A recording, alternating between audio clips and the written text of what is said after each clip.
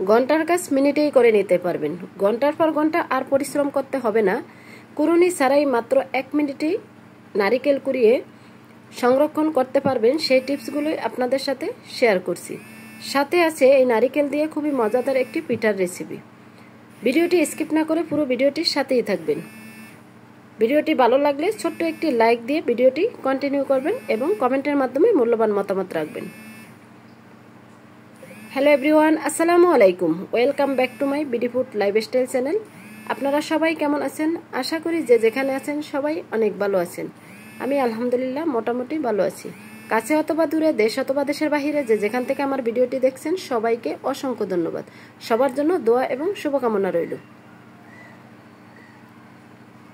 অল্প সময়ে কিভাবে আমরা নারিকেল কুড়িয়ে সংরক্ষণ করতে পারবো সেই টিপসগুলো শেয়ার করছি। আশা করি আজকের ভিডিওটি আপনাদের কাছে খুবই ভালো লাগবে। কথা না বাড়িয়ে চলে যাচ্ছি মূল ভিডিওতে। এখানে আমি একটা নারিকেল ডিপ ফ্রিজে রেখে দিছি একদিনের জন্য। তা একদিন অবশ্যই নারিকেলটা ডিপ ফ্রিজে রাখবেন। ডিপ ফ্রিজ থেকে আমি নামিয়ে নারিকেলটা ধুয়ে নিলাম। আর ডিপ ফ্রিজে রাখার পরে নারিকেলটা দেখতেই পাচ্ছেন ফেটে গেছে। এখন একটা ছুরির সাহায্যে নারিকেলটা ধীরে ধীরে একটু বাড়ি দিলে খোসাটা আলাদা হয়ে যাবে। তা আমি ছুরি দিয়ে আস্তে আস্তে করে খোসাটা ছাড়িয়ে নিলাম। দেখতেই পাচ্ছেন খোসাটা ছেড়ে গেছে, কিন্তু নারিকেলটা ভেঙে গেছে, তো সমস্যা নাই কোনো। আর নারিকেলের ভিতরে পানিটা বরফ হয়ে গেছে। এখন আমি পানিটা চামিচ দিয়ে সরিয়ে নিব। এটা যেহেতু বরফ হয়ে গেছে, চামিচ দিয়ে সরিয়ে নিতে হবে। আর অল্প সময়ে কিভাবে নারিকেলটা কুড়িয়ে সংরক্ষণ করতে পারবেন সেটাই শেয়ার করলাম। এইভাবে নারিকেল আপনি 10 থেকে 12টা নারিকেল 20 মিনিটেই করে নিতে পারবেন। অনেক সময় অনেক নারিকেল কুড়ালে আমাদের হাত ব্যথা হয়ে যায় বা অনেক পরিশ্রম হয়, তাই এই পদ্ধতিটা আপনারা ফলো করতে পারেন। নারিকেলের কালো অংশটা ফেলে দেওয়ার জন্য এখন একটা গ্রেটার দিয়ে উপরের কালো অংশটা ফেলে দিতে পারেন বা বটি দিয়েও ফেলে দিতে পারেন। যার যেই রকম সুবিধা সে সেই রকমই করতে পারেন। তা আমি গ্রেটারের সাহায্যে কালো অংশটা ফেলে দিচ্ছি, দেখতেই পাচ্ছেন। এখন নারিকেলটা ধুয়ে পরিষ্কার করে নিব। আর এখানে আমি আজকে একটা নারিকেল দিয়ে আপনাদেরকে দেখিয়ে দিছি। আমি অনেক সময় 4 থেকে 5টা নারিকেল এইভাবে নিয়ে সংরক্ষণ করে রাখি। তা এখন নারিকেলটা আমি ছোট ছোট করে কেটে নিব, তাই ছুরির সাহায্যে আমি কেটে নিচ্ছি।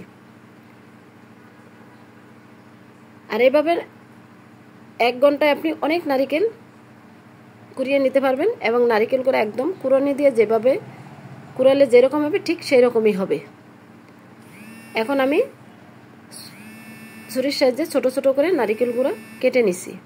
আর সবগুলো নারিকেল ছোট ছোট করেই কেটে নিতে পারবে। আপনারা চাইলে বটি অথবা দা দিয়েও কেটে নিতে পারেন।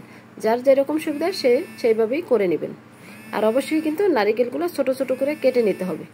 আপনারা চাইলে কালো অংশটা ফেলে নাও দিতে পারেন, কিন্তু কালো অংশটা ফেলে দিলে নারিকেলটা দেখতে ভালো লাগে। কালো অংশটা তাই আমি ফেলে দিলাম। তা আমি সবগুলো নারিকেল ছোট ছোট করে কেটে নিয়েছি। ভিডিওটি ভালো লাগলে অবশ্যই একটি শেয়ার করে সবাইকে দেখার সুযোগ করে দিবেন। আপনাদের একটি শেয়ার আমার অনেক প্রিয় ভাই বোনদের কাছে ভিডিওটি পৌঁছে যাবে।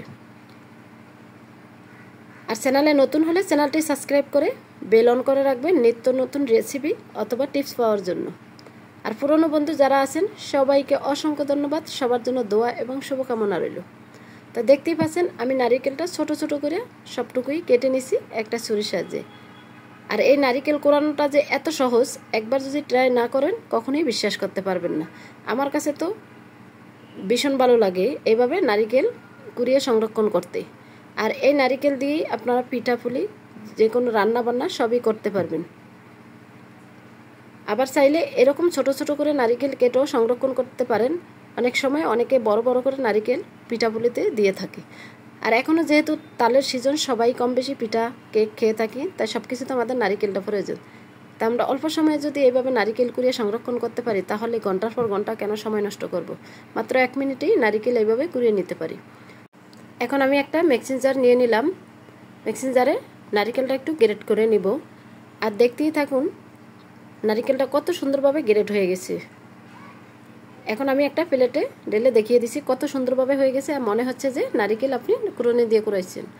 তো ঘন্টার পর ঘন্টা সময় নষ্ট না করে এই পদ্ধতিটা অবশ্যই একবার হলো ট্রাই করবেন আমার প্রিয় আপুরা।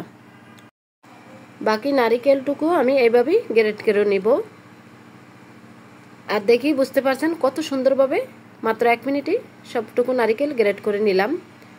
আশা করি এই পদ্ধতিটা আপনারা ফলো করবেন। আর এইভাবে নারিকেল গ্রেট করে সংরক্ষণ করে বছরের পর বছর খেতে পারবেন। আমাদের অনেকটা কাজে হেল্পফুল হবে, কারণ অনেক সময় পিঠা খাওয়ার সময় নারিকেল কোরানো অনেকটাই ঝামেলা মনে হয়।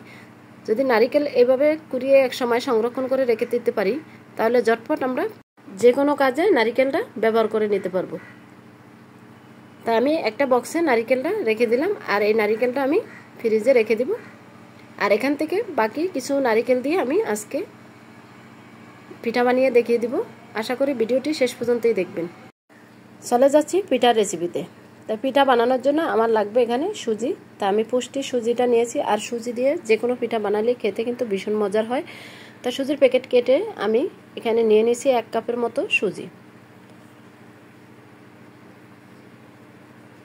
এখন দিয়ে দিছি 1 চামচ চিনি, দিয়ে দিলাম বেকিং পাউডার, স্বাদমতো লবণ, আর দিয়ে দিছি 1 কাপ আটা। দিয়ে শুকনো উপকরণগুলো আমি একসাথে মিশিয়ে নিলাম।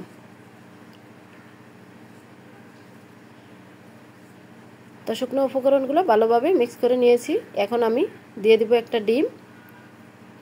আর এইভাবে সুজি দিয়ে যদি পিঠা বানান খেতে কিন্তু ভীষণ মজার হয়। এখানে আমার যে নারিকেলগুলো সংরক্ষণ করছি ওখান থেকেই কিছুটা নারিকেল আমি আবার ব্লেন্ডার করে নিছি, একদম মিহিন করে নিছি। এভাবে মিহিন করে নারিকেল ব্লেন্ডার করে পিঠা বানালে কিন্তু খেতে এতটা মজার হয়, একবার না বানালে বিশ্বাসই করতে পারবেন না। তা আমি আজকে নারিকেলটা একদম পেস্ট করে দিয়েছি। তাই নারিকেলটা দিয়ে ডিমটা দিয়ে আমি শুকনো উপকরণগুলো ভালোভাবে মিক্স করে নিব। এখানে সামান্য অল্প পরিমাণ পানি হলেই হবে।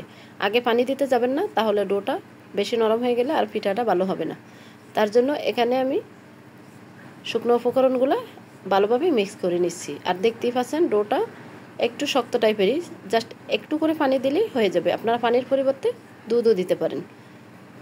তা আমি ডোটা ভালো করে মিক্স করে নিয়েছি।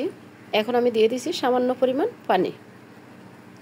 পানিটা দিয়ে আবার গ্রেটারের সাহায্যে ভালোভাবে গ্রেট করে নিব। আর এভাবে ডোটা বানিয়ে রেস্টে রেখে দিবেন 30 থেকে 40 মিনিটের মতো, তাহলে পিঠাটা একদম ফুলকো হবে, খেতে কিন্তু ভীষণ মজার হবে। তাই এটা এখন ভালো করে আমি গ্রেটারের সাহায্যে মিক্স করে নিয়েছি সবগুলো উপকরণ।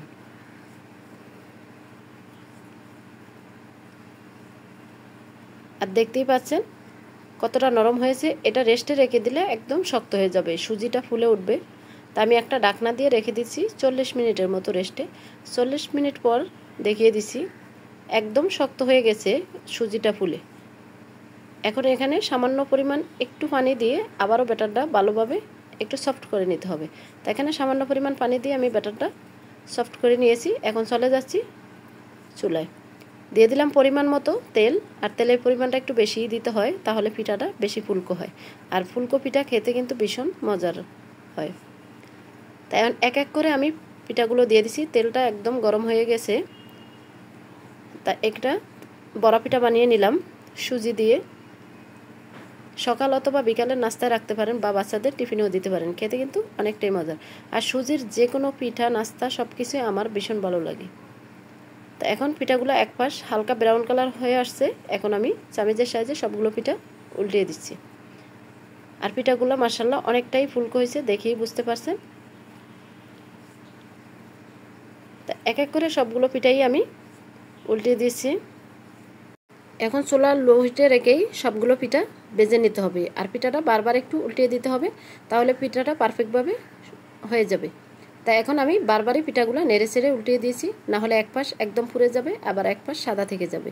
সে পিঠাগুলো খেতে একদমই ভালো লাগে না। তাই ধৈর্য ধরেই পিঠাটা বানিয়ে নিতে হবে। যে কোনো কাজ ধৈর্য নিয়েই করতে হয় আমাদের। ধৈর্য ধরে যে কোনো কাজ করলেই সফলতা আসে। তাই এক এক করে সবগুলো পিঠেই আমি উল্টিয়ে দিছি। আর দেখতেই পাচ্ছেন মাশাআল্লাহ এখন ব্রাউন কালার চলে আসছে। এখন আমি পিঠাগুলো তুলে নেব। পিঠাগুলো আমার ভাজা হয়ে গেছে। মাশাআল্লাহ অনেকটাই ফুলকো হয়েছে, আর দেখতে অনেকটাই লোভনীয় হয়েছে, আর খেতে তো অনেক মজার হয়েছে। একবার বানালে বুঝতে পারবেন। একবার বানিয়ে যাকে খাওয়াবেন সেই বারবার রিকোয়েস্ট করবে। আর অবশ্যই নারিকেলটা গ্রেট করে দিবেন, তাহলে পিঠাটা খেতে কিন্তু ভীষণ মজার হবে। দেখতেই পাচ্ছেন মাশাআল্লাহ কালারটা যত সুন্দর আসছে তেমনি খেতে মজা হয়েছে এবং ফুলকো হয়েছে। আজকের মতো এখানেই বিদায় নিচ্ছি, আবারও দেখা হবে নেক্সট ভিডিওতে। সবাই ভালো থাকবেন। আসসালামু আলাইকুম, আল্লাহ হাফেজ।